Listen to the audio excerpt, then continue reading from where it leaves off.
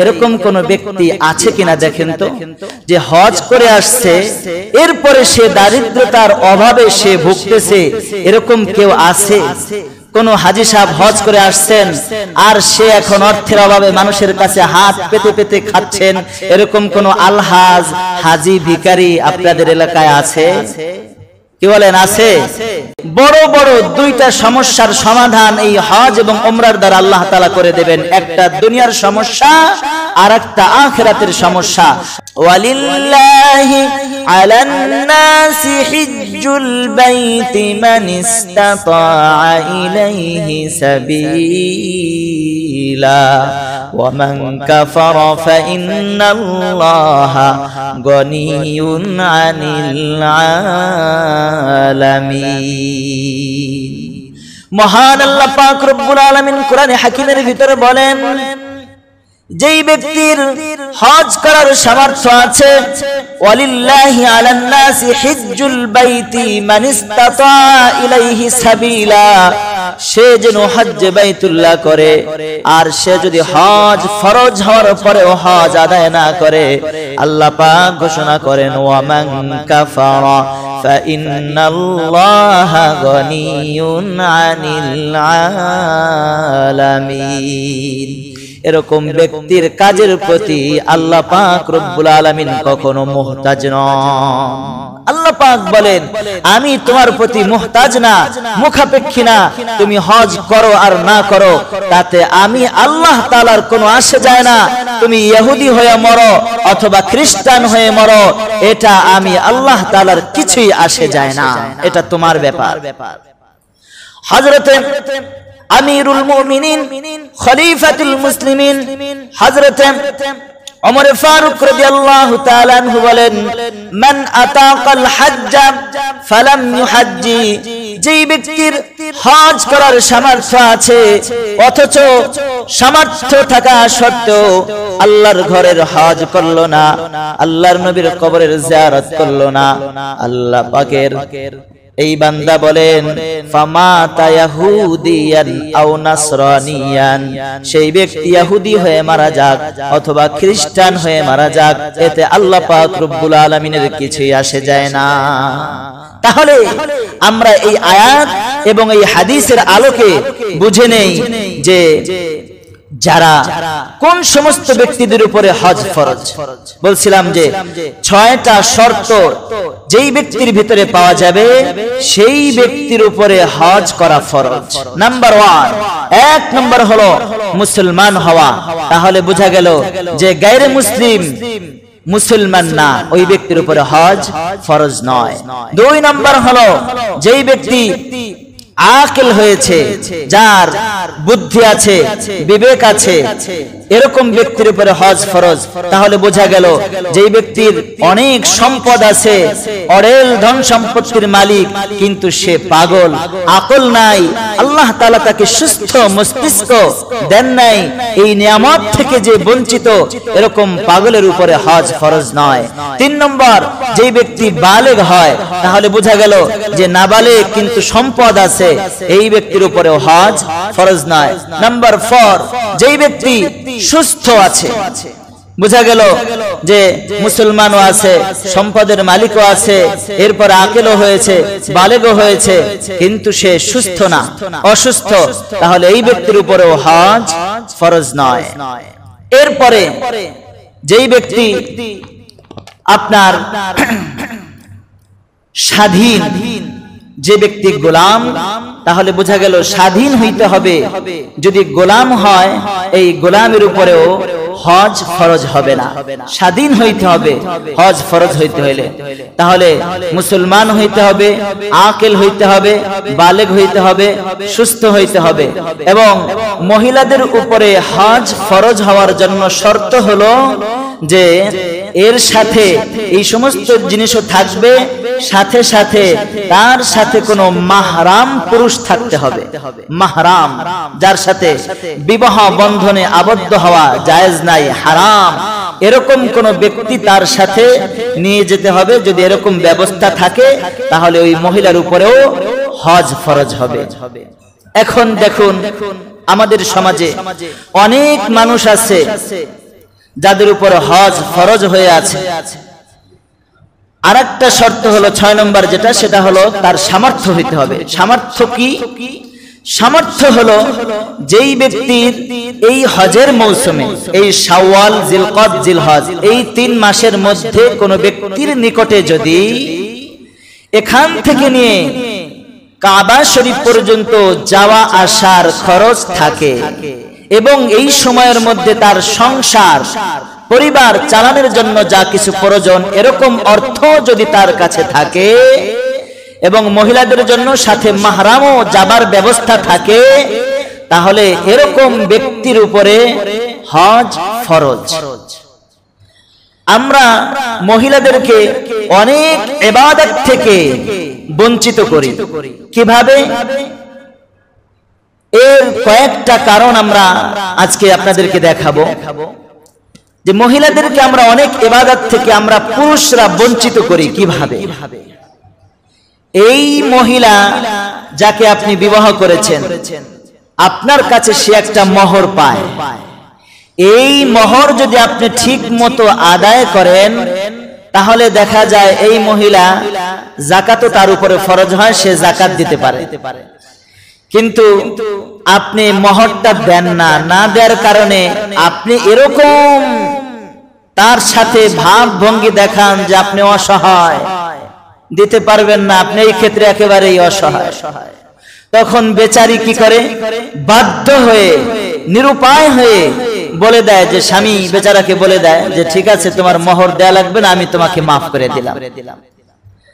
আর শরীয়তের ভিতরে যদি এরকম বাধ্য করায় কোনো ব্যক্তির থেকে কোনো মাল নেওয়া হয় তাহলে এটা সে দিলেও জায়েজ হয় না, মাফ হয়ে যায় না। অধিকাংশ মানুষের ঘরের বিবি এরকম যে এই মোহরটা বাধ্য হয়ে মাফ করে দিয়েছে। বেচারি এমনিতেই মহিলাদেরকে আল্লাহ তাআলা লজ্জাশীল বানায়া তৈরি করছেন, সে লজ্জার খাতিরে পড়ে স্বামী বেচারা প্রাণের স্বামী বড্ড ভালোবাসে, জান প্রাণ দিয়ে তাকে ভালোবাসে, এই ভালোবাসার খাতিরে বিবি তাকে এই মোহর মাফ করে দেয়। অথচ শরীয়তের ভিতরে, হাদিসের ভিতরে আসছে লা ইয়াহিল্লু মালু মরিইন ইল্লা বিতাইবি নাফসিন, যে কোন ব্যক্তির মাল ওই সময় পর্যন্ত তোমার জন্য বৈধ হবে না যত সময় পর্যন্ত সে স্বতঃস্ফূর্ত ভাবে একেবারে ভিতর থেকে, দিলের ভিতর থেকে তোমাকে না দিবে, তত সময় পর্যন্ত ওই ব্যক্তির মাল তোমার জন্য জায়েজ হবে না। তাহলে আমরা কেমন যেন এক পর্যায়ে বিবিদেরকে বাধ্যবাধকতা করতেছি মাফ করার জন্য। সেই বেচারি বাধ্য হয়ে এই মোহর মাফ করে দিচ্ছে।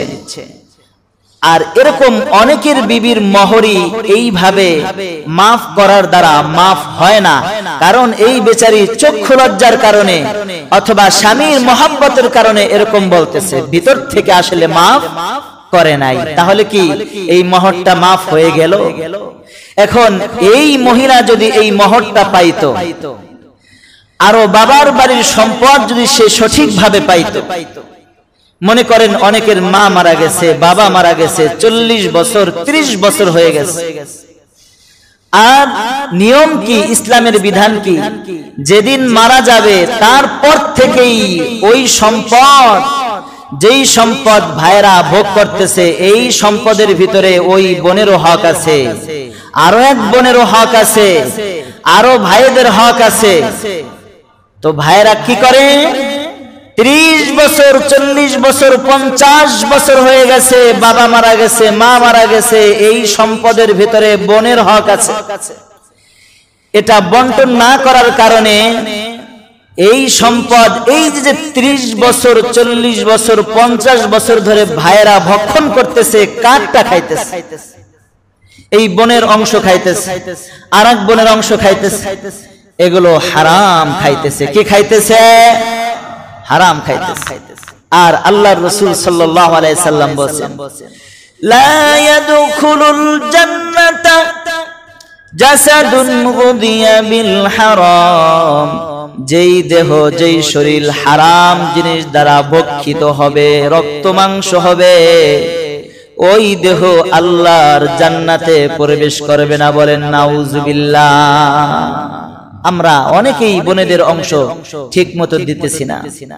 তাহলে দেখেন, বাবা মারা গেছে, মা মারা গেছে, 30 বছর 40 বছর 50 বছর হয়ে গেছে, এখনো সম্পদ যাদের বন্টন হয় নাই, এই যে সম্পদ সে ভক্ষণ করতেছে, হারামটা খাইতেছে, বোনের অংশ যতটুকু সে পাবে এই অংশটা সে হারাম খাইতেছে। এই অংশটা যদি ওই নারীরা ঠিক মতো পাইতো, মোহরের অংশটা যদি ঠিক মতো পাইতো, তাহলে এই সমস্ত নারীরা ঠিক মতো হজও করতে পারতো, আবার যাকাতও দিতে পারতো, দান সদকাও করতে পারতো। তাহলে এইভাবে আমরা মহিলাদেরকে, নারীদেরকে ইবাদত বন্দিগি থেকে অনেকটাই পিছিয়ে রাখতেছি, বলেন ঠিক কি ঠিক না? এজন্য আমরা এখনই নিয়ত করি, এই জুমার নামাজের পরেই যে সবাইকে ডেকে যদি বন্টন না হয়ে থাকে, তাহলে আমরা সঠিকভাবে বিল কোরআন ওয়াস সুন্নাহ, কোরআন এবং সুন্নাহর আলোকে যে যতটুকু পাবে, যার যার প্রাপ্য অংশ আমরা সঠিকভাবে আদায় করে দিব ইনশাআল্লাহ। আল্লাহ তাআলা সবাইকে তৌফিক দান করেন, বলেন আমিন। এজন্য যেটাই বলতেছিলাম যে অনেক নারী এবং পুরুষ যাদের উপরে হজ ফরজ হয়েছে কিন্তু তারা হজ করে না, অথচ এই ব্যাপারে আল্লাহ তাআলাও কঠিন নির্দেশনা দিয়েছেন। যাদের উপরে হজ ফরজ হইল অথচ সে হজ করল না, আল্লাহ তাআলা বলেন এরকম বান্দার প্রতি আমি আল্লাহ মুহতাজ না, সে কি মনে করে। আর হাদিসের ভিতরে আসছে, যার উপরে হজ ফরজ হলো কিন্তু হজ করল না, সে ইহুদি হয়ে মারা যাক অথবা নাসারা হয়ে মারা যাক, তাতে আমার কিছু আসে যায় না। আল্লাহর রাসূল সাল্লাল্লাহু আলাইহি ওয়াসাল্লাম আরো বলছেন, যাদের উপরে হজ ফরজ হয়েছে তারা যেন তাড়াতাড়ি হজ আদায় করে, কেননা সে জানে না কখন তার মৃত্যু চলে আসবে এবং কি বিপদের সম্মুখীন সে সামনে হবে, এইটা সে জানে না। এজন্য হজ ফরজ হলে সে যেন সাথে সাথে তাড়াতাড়ি দ্রুত হজ করে নেয়। আমরা যারা এই বছর হজ করতে পারি নাই, যাদের উপর হজ ফরজ হয়েছে, আমরা নিয়ত করি ইনশাআল্লাহ আগামী বছর আমরা হজ করব। আল্লাহ তাআলা তৌফিক দান করেন, বলেন আমিন। কেননা যারা হজ করবে, আল্লাহর নবী বলেন তাবিউল হজ্জা ওয়াল উমরাতা ফাইন্নাহুমা ইয়ানফিয়ানিল ফাকরা ওয়াজ যুনুবা। ও আমার উম্মতের দল, তোমরা হজ করতে থাকো, উমরা করতে থাকো, একটার পর একটা করতে থাকো যাদের সামর্থ্য আছে। ফাইন্নাহুমা, কেননা এই হজ আর উমরা এমন একটি ইবাদত, ইয়ানফিয়ানিল ফাকরা, এই হজ এবং উমরা করার দ্বারা আল্লাহ পাক রব্বুল আলামিন তার ভিতরে যদি দারিদ্রতা থেকে থাকে, দারিদ্রতা মোচন যিনি করে দিবেন, জবান খুলে বলেন তিনি কে? আল্লাহ। আপনাদের এলাকায় এবং আপনাদের গবেষণা অনুযায়ী এরকম কোন ব্যক্তি আছে কিনা দেখেন তো, যে হজ করে আসছে এরপরে সে দারিদ্রতার অভাবে সে ভুগতেছে, এরকম কেউ আছে? কোন হাজী সাহেব হজ করে আসছেন আর সে এখন অর্থের অভাবে মানুষের কাছে হাত পেতে পেতে খাচ্ছেন, এরকম কোন আলহাজ, হাজী, ভিখারি আপনাদের এলাকায় আছে? কি বলেন, আছে? তাহলে রাসূলের এই হাদিসের সাথে মিলান। আর আমরা মনে করি কি হজ করলে বাবারে বাবা 7 লক্ষ 6 লক্ষ টাকা চলে যাবে, এজন্য আমি হজ করব না, আমার টাকা শেষ হয়ে যাবে। অথচ আল্লাহর রাসূলের হাদিসের ভিতরে ওয়াদা এসেছে যে যারা হজ করবে তারা কোনোদিন অর্থের অভাবে ভোগবে না, বলেন সুবহানাল্লাহ। তার দুইটা সমাধা হবে। একটা সমাধা হলো দুনিয়ার সবচেয়ে বড় সমস্যা যেটা, সেটা হলো দারিদ্রতা। আরেকটা সমস্যা হলো আখিরাতের সমস্যা, যেটা গুনাহ। এই গুনাহও আল্লাহ তাআলা maaf করে দিবেন। তাহলে বড় বড় দুইটা সমস্যার সমাধান এই হজ এবং উমরার দ্বারা আল্লাহ তাআলা করে দেবেন। একটা দুনিয়ার সমস্যা আরেকটা আখিরাতের সমস্যা। দুনিয়ার সমস্যা হলো দারিদ্রতা, আর আখিরাতের সবচেয়ে বড় সমস্যা হলো গুনাহ। এই গুনাহকে আল্লাহ তাআলা maaf করে দিবেন। রাসূল বলেন ইয়ানফিয়ানিল ফাকরা ওয়াজ যুনুবা, হজ আর উমরা তোমরা করতে থাকো, কেননা এই দুইটার দ্বারা দুনিয়াতে আল্লাহ পাক রব্বুল আলামিন তোমার দারিদ্রতা মোচন করে দিবেন। আর দ্বিতীয়টা হলো আখিরাতের সমস্যা, তোমার জিন্দেগীর সব গুনাহ আল্লাহ তাআলা maaf করে দিবেন। বলেন সুবহানাল্লাহ। এরপরে বলেন কামা ইয়ানফিল কিরু খাইসাল হাদিদি ওয়াল যাহাবি ওয়াল ফিদ্দাহ, যেমনি ভাবে কামারের হাফর, লোহার ভিতরে যদি জং ধরে যায় তাহলে জংকে যেরকম ভাবে পরিষ্কার করে দেয়, ঠিক তেমনি ভাবে হজ এবং উমরা তার গুনাহগুলোকে ওরকম পরিষ্কার করে দেয়। ওয়াল যাহাবি ওয়াল ফিদ্দা, স্বর্ণ রূপা কামারের হাফরের ভিতরে যখন সে আগুনে দিয়ে ধৌত করে, ওই স্বর্ণ আবার নতুন স্বর্ণের মতো চকচক করতে থাকে। বলেন ঠিক কি ঠিক না? বলে যখন বান্দা বান্দি উমরা আর হজ আদায় করে, সেও তখন ধবধবে সাদা ফকফকে হয়ে যায় তার হৃদয়টা। বলেন সুবহানাল্লাহ। সব গুনাহ থেকে সে মুক্ত হয়ে যায়, সব গুনাহ থেকে মুক্ত হয়ে যায়। এজন্য আল্লাহ তাআলা বলেন ইল্লা মান আতাল্লাহ বিকলবিন সালিম, কিয়ামতের ময়দানে যে আমি আল্লাহ তাআলার কাছে একটা কলবে সালিম নিয়ে আসবে, স্বচ্ছ গুনাহ মুক্ত একটা হৃদয় নিয়ে আমি আল্লাহ তাআলার কাছে আসবে, সে মরতে দেরি হবে, জান্নাত পেতে তার কোনো দেরি হবে না। বলেন সুবহানাল্লাহ। শুধু তাই নয়, আল্লাহর নবী আরো বলেন আল হজ্জুল মাবরুর লাইসা লাহু জাযাউন ইল্লাল জান্নাহ, যেই ব্যক্তি হজ্জ মাবরুর করে, হজ্জ মাবরুর কোন হজ? আল্লাহ তাআলা কোরআনের ভিতর বলেন ফালা রাফাসা ওয়ালা ফুসুকা ওয়ালা জিদালা ফিল হজ্জ। হজ্জ মাবরুর বলা হয় এমন হজকে যেই হজের ভিতরে কোনো অশ্লীল কথাবার্তা সে বলে নাই, এমনকি বিবির সঙ্গেও কোনো অশ্লীল কথাবার্তা, যৌন সুরসুরি মূলক কোনো আলোচনাও করে না, করতে পারবে না, করা জায়েজ হবে না। 2 নম্বর ওয়ালা ফুসুক, কোনো পাপাচার করতে পারবে না, কোনো গুনাহের কাজ করবে না। আর 3 নম্বর হলো ওয়ালা জিদালা, কোনো ঝগড়া ফাসাদ যুদ্ধ বিগ্রহ করতে পারবে না। এই 3টা শর্ত মোতাবেক যেই ব্যক্তি হজ উমরা করবে, আল্লাহর নবী বলেন তার প্রতিদান জান্নাত ছাড়া আর কিছুই নয়। বলেন সুবহানাল্লাহ। তার মরতে দেরি আছে, জান্নাত পেতে দেরি নাই। আর এক হাদিসের ভিতরে আল্লাহর নবী বলেন মান আরাদাল হজ্জা ফালা রাফাসা, যেই ব্যক্তি হজ করার ইচ্ছা করলো, ফালাম ইয়ারফুস ওয়ালাম ইয়াফসুক রাজা কায়াউমিন ওয়ালাদাতুহু উম্মুহু, যেই ব্যক্তি কেবলমাত্র শুধুই মাত্র আল্লাহর জন্য হজ করলো। কার জন্য? আল্লাহর জন্য হজ করছে যেই ব্যক্তি। তাহলে বোঝা গেল এই হাদিসের ভিতরে এই শব্দ আল্লাহর রাসূল এর জন্য আনছেন যে কিছু কিছু মানুষ আল্লাহর জন্য ছাড়াও অন্য মানুষকে দেখানোর জন্য হজ করবে। এজন্য এখানে লিল্লাহি বলছেন। বলে অনেক মানুষ আছে যে আগেও চুরি করত, এখনো চোর। বলে আগে শুধু চোর ছিল, এখন হইছে আলহাজ চোর। আগেও টেন্ডারবাজি করত, এখনো টেন্ডারবাজি করে।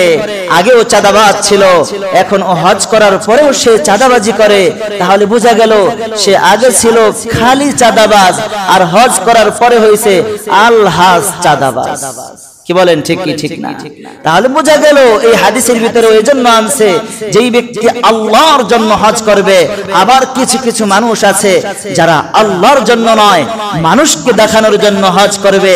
এক মেহমান বেড়াতে আসছে, তো বলতেছে এই আমি ৪র্থবার হজে গিয়ে যে জায়নামাজটা আনছি সেই জায়নামাজটা এনে দাও। তার মানে সে রিয়া, সে লৌকিকতা করতেছে, দেখাচ্ছে, শোনাচ্ছে যে আমি 4 বার হজ করছি। তাহলে অনেক মানুষ আছে এরকম একবার দোয়া চেয়েছে, এখানের কথা বলি না, অন্য জায়গার কথা, যে আমার কাছে দোয়া চেয়েছে, তো দোয়া করছি আল হাজ বা হাজি বলি নাই। তো তখন বলতেছে নামাজের পরে, হুজুর উনি তো হজ করছে, আপনি তার আল হাজ বললেন না? নিজে কি শোনানোর জন্য সে হজ করছে? কেন, শুধু নাম বললেই তো হয়। তো হজ আমরা করি কার জন্য? আল্লাহর জন্য। এত ডিগ্রি যদি প্রত্যেকবার শব্দে শব্দে বলতে হয়, তাহলে তো আল মুসল্লি, আল হাজ, তারপরে আরো যত কিছু আছে, দানকারী, সদকাকারী, কুরবানি দাতা, এই সব কিছু উল্লেখ করা লাগে। কারণ ইবাদত যদি উল্লেখ করা লাগে, কারণ হজ তো একটা ইবাদত। তাহলে অনেকে নিয়ত করে যে আমি হজ করে আসলে মানুষ আমাকে হাজি বলবে, আল হাজ অমুক সাহেব বলবে, তাহলে এই জন্য সে হজ করতে যায়। এরকম একটা ভিতরে নিয়ত চলে আসে। এই নিয়ত যদি কারো আসে, তাহলে ফিরে আসতে হবে। তাকাব্বুর, এই অহংকার আসতেই পারে, আশাটা দোষণীয় নয়, কিন্তু আসার পরে ওইটার উপরেই ইস্তেকামত থাকা, কায়েম দায়েম থাকা, এটা হলো দোষণীয়। ওটার থেকে ফিরে আসতে হবে, ওটার থেকে তওবা করতে হবে, আস্তাগফিরুল্লাহ পড়তে হবে সাথে সাথে। তাহলে আল্লাহর রাসূল বলেন, যেই ব্যক্তি শুধুই মাত্র কেবলমাত্র কার জন্য হজ করে? আল্লাহর জন্য হজ করে, ফালাম ইয়ারফুস ওয়ালাম ইয়াফসুক, এবং হজ করতে গিয়ে কোনো পাপাচারের কাজ করে না, কোনো গুনাহের কাজ করে না, রাজাআ কায়াউমিন ওয়ালাদাতহু উম্মুহু, সে এরকম নিষ্পাপ হয়ে যায় কেমন যেন আজকেই তার মা তাকে ভূমিষ্ঠ করেছে। বলেন সুবহানাল্লাহ। এত নিষ্পাপ হয়ে যায়। আর এক হাদিসের ভিতরে আসছে, যে ব্যক্তি হজ করে, হজ করার পরে এই হাজী সাহেব সে নিজে যত দোয়া করে সব দোয়া আল্লাহ তাআলা কবুল করেন, এবং এই হাজী সাহেব অন্য কোন মানুষের জন্য যদি দোয়া করে, সেই দোয়া আল্লাহ তাআলা কবুল করেন। বলেন সুবহানাল্লাহ। এজন্য বেশি বেশি হাজী সাহেবদের কাছে দোয়া চাওয়া। এবং আরেক হাদিসের ভিতরে আসছে যে 40 দিন পর্যন্ত হজ করার পরেও 40 দিন পর্যন্ত এই বরকত থাকে। যতদিন পর্যন্ত এই 40 দিন না শেষ হয়, সে যত দোয়া করে সব দোয়া আল্লাহ তাআলা কবুল করেন। এবং এজন্য হাজী সাহেবদের কাছে দোয়া চাওয়ার জন্য বলা হয়েছে। হাজী সাহেবরা হাত তুললে ওই হাত আল্লাহ তাআলা ফিরিয়ে দেন না। এজন্য এরকম নিষ্পাপ হয়ে যায় একজন হাজী সাহেব, তার হজ কবুল হইল কি হইল না এটা কিভাবে বোঝা যাবে? এটাও আসছে আর এক হাদিসের ভিতরে, আত্তিবুল আল কালাম, যে তার দুইটা জিনিসের দ্বারা বোঝা যাবে। যে একটা হলো সে হজ করার পরে, উমরা করার পরে খুব মেহমানদারিতে পটু হয়ে যাবে, আরেকটা হলো সে ভালো ভালো কথা বলবে। এই দুইটা কাজ যদি কোনো হাজী সাহেবের তোমরা দেখো, তাহলে বুঝবা যে তার হজ কবুল হয়ে গেছে। হজ করার আরো অনেক সওয়াব আছে, অনেক ফজিলত আছে, আরো অনেকগুলো হাদিসের ভিতরে আসছে, মা তাকদ্দামা মিন যামবিহি, যেই ব্যক্তি এরকম ভাবে আল্লাহর জন্য হজ করে এবং কোনো পাপাচারের কাজ করে না, যে আল্লাহর রাসূল তার জন্য বলেন যে তার পিছনের সব গুনাহ আল্লাহ পাক রব্বুল আলামিন maaf করে দেন। বলেন সুবহানাল্লাহ।